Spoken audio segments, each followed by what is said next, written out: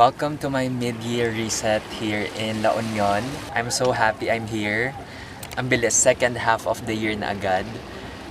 Etong vlogging, plano ko siya first half of the year. Even last year, plano ko siya. I'm so happy I'm finally vlogging. Gusto ko talaga na first vlog ko, slow na nasa beach or nature. Oh my God, ang laki ng crab! Oh my God, ang laki ng crab! Kulay green siya. Wait, let me show you. No, umalis na siya. Where is it? Let's find it. Let's find it. Oh, there's a fish.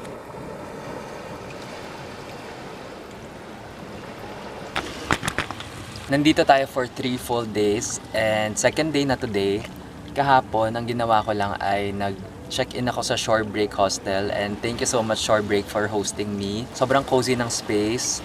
And ang favorite part ko is yung roof deck. Ang ganda kasi ang dami nilang shared space, ang dami nilang common areas. Dumating ako dito parang around 10:30 AM. Pero 2 PM pa kasi yung check-in. So, before check-in, nag-lunch muna ako sa merienda. Crispy pork kare-kare. And then, na-miss ko yung mango iced tea nila. Ang sarap nun. After lunch, nag-check-in na ako and then nag-power nap lang. It's now around 2 PM. Nakapag-check-in na tayo sa room natin. Wait, let's do a quick tour.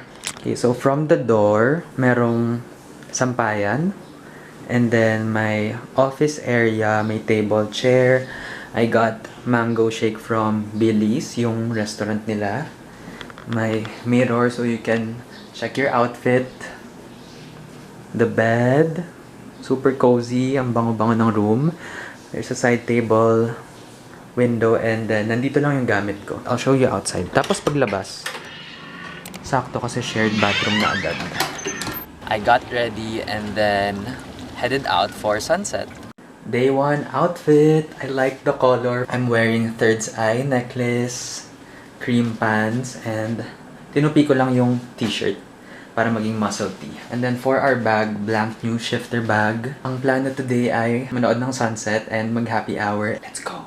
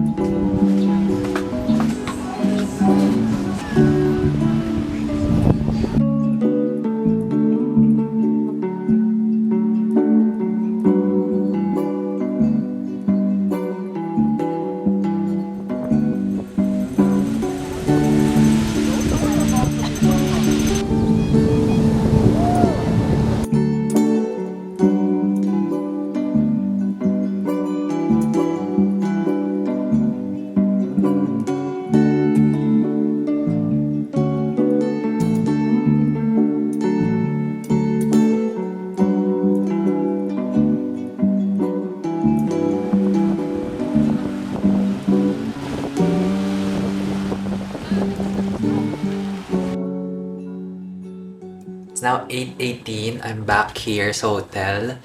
Parang 1 hour na siguro ako dito. Nag-recharge lang. Nag-recharge ako ng sarili ko. Kasi super init nung naglakad ako. Sobrang ganda ng sunset. As in, nagpakitang gilas yung La Union sa akin on my first night. Una, yellow siya. Biglang naging orange. Tapos biglang may blue. And then may purple. As in, ang ganda. Tapos, naging kakulay pa ng damit ko yung sunset. Kasi naka-purple ako, diba? Tapos nangyayari lahat yon habang umiinom ako ng Aperol Spritz. It's the best. Sobrang chill nung first day ko. At hindi pa siya tapos kasi magdi-dinner tayo sa Kermit. Doon din ako nag-happy hour kanina. Na-try ko na siya before, yung pizza nila. Masarap siya. Gusto ko mag-pizza tonight and then yung half, babaunin ko tomorrow sa Falls. Kasi pupunta tayo sa Falls. So yun na yung food natin. And then meron akong fruits dito. And yeah. Okay, we have to go.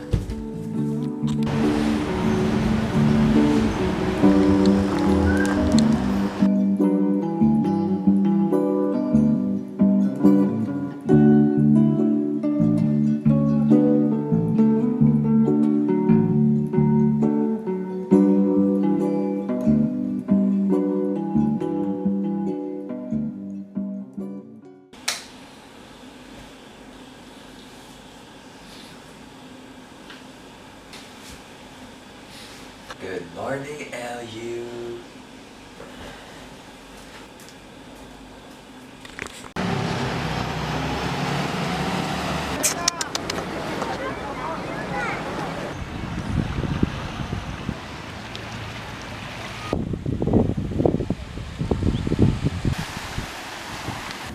Krabi.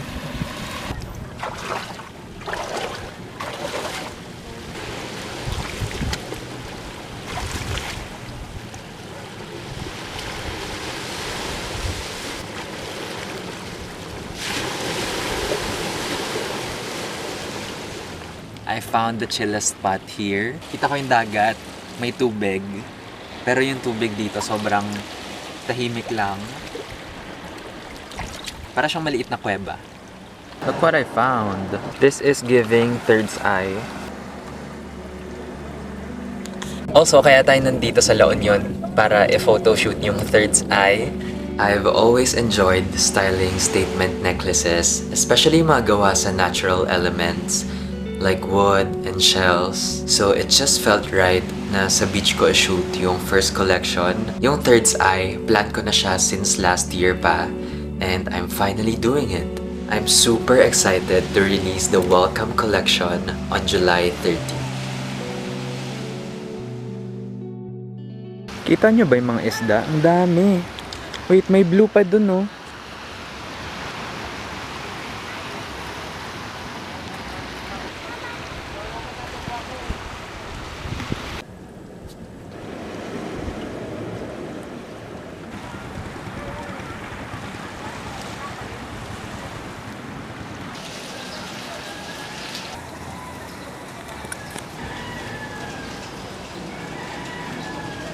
Look at my view. Dito yung dagat.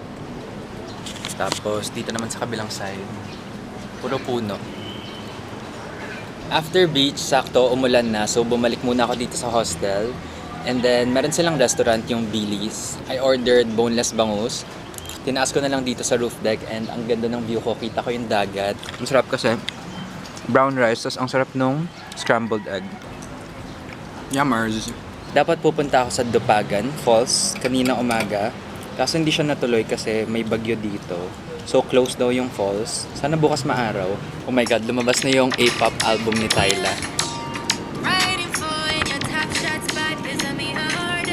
It's now 3:30 p.m. I'm getting ready. Nagme-makeup lang ako and nakikinig kay Tyla. If may re-repurchase ako sa Happy Skin x David Gison collab, ito yung matte sunstick. Sobrang dali niyang gamitin. Ganyan mo lang siya. And mattifying talaga siya. Is it wrong? I just got ready. Ang vibes natin today ay Lolo vibes. Tsaka. I'm wearing Uniqlo polo shirt, yung collab nila with JW Anderson. Blue jorts. Brown belt. And to match the belt, nag-brown slippers din ako. Leather slippers from Sledgers. Medyo maulan pa pero ang ganap today ay gusto kong magkaya to sa Clean Beach habang happy hour. I'm hoping na may sunset. Okay, let's go.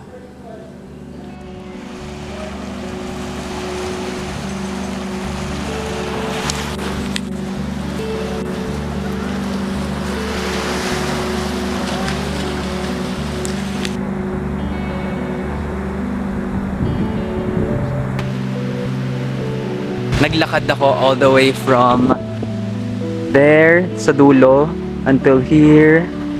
And sobrang tahimik na dito. As in, almost ako lang yung tao dito. Kahit yung mga hotel, sobrang tahimik. And ang lalaki ng hotel dito. Tignan nyo, ang ganda neto. Very colorful. Wait, let me show you.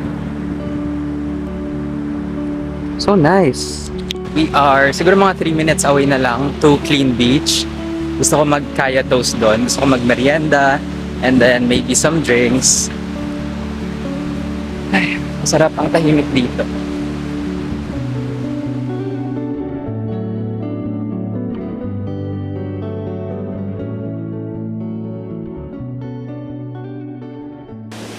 Yes, nakahiga ako with my outside clothes sa bed.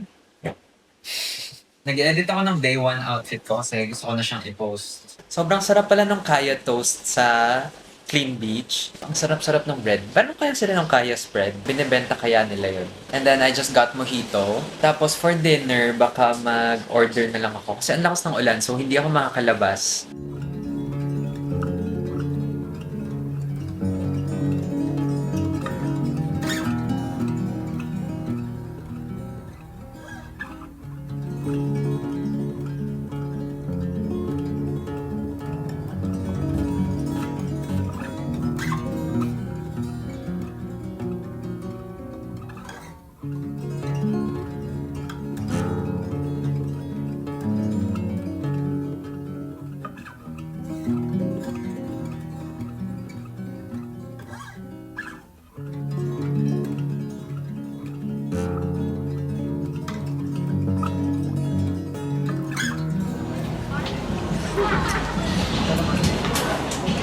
It's now 2 a.m. and I'm finally home. I got ice cream.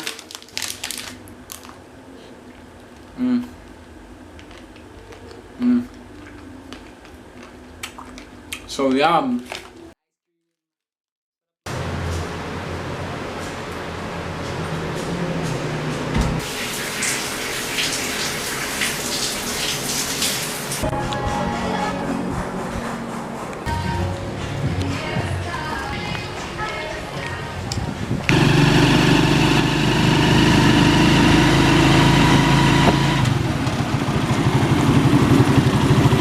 Dito na tayo sa masa.